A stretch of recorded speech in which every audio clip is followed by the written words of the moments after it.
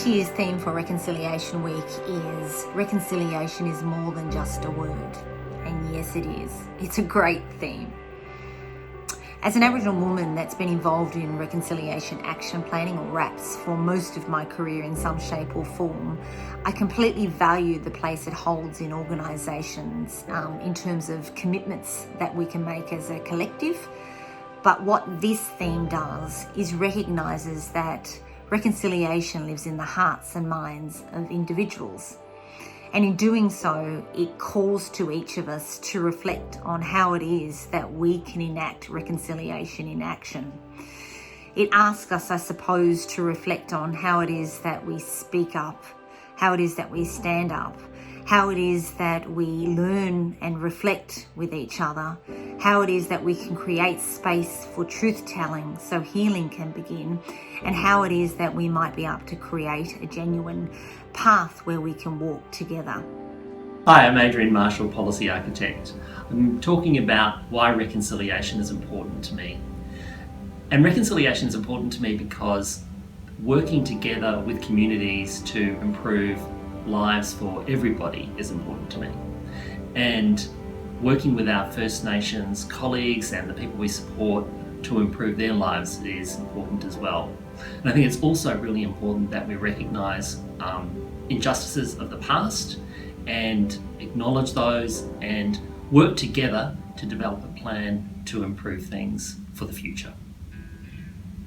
When I'm asked what Reconciliation Week means to me, I see it as an opportunity. It's a time that we've asked for, it's a time that we need, where for a week we hear some very harrowing and sad stories and some truth-telling.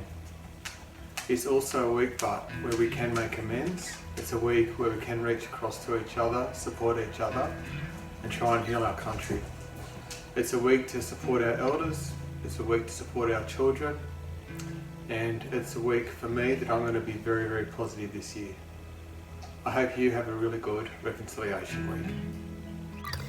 Reconciliation means to me gaining an understanding of the grief and loss that's associated with the loss of culture, land, language and family, and importantly committing genuinely in a process of gaining an understanding around Aboriginal law and kinship and things that we can do to genuinely improve the coexistence of how we support Aboriginal people going forward with love and genuine kindness and openness to actually learn from them around how to care for country, how to care for each other, how to care for social and emotional well-being.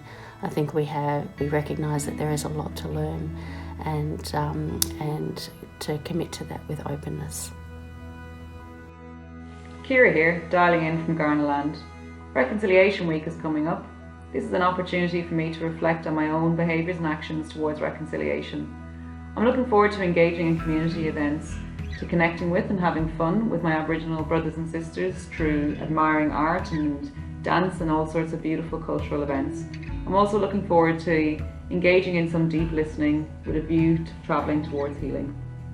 Reconciliation Week for me is an opportunity for Aboriginal and Torres Strait Islander people to come together, to share their stories, their truth-telling with non-Indigenous Australians. It's about imparting our knowledge and sharing ways forward around our culture, around reflections, both in our personal lives and also in our workplace, to progress Australia to a more reconciled country. I'd like to wish everybody a safe and happy National Reconciliation Week.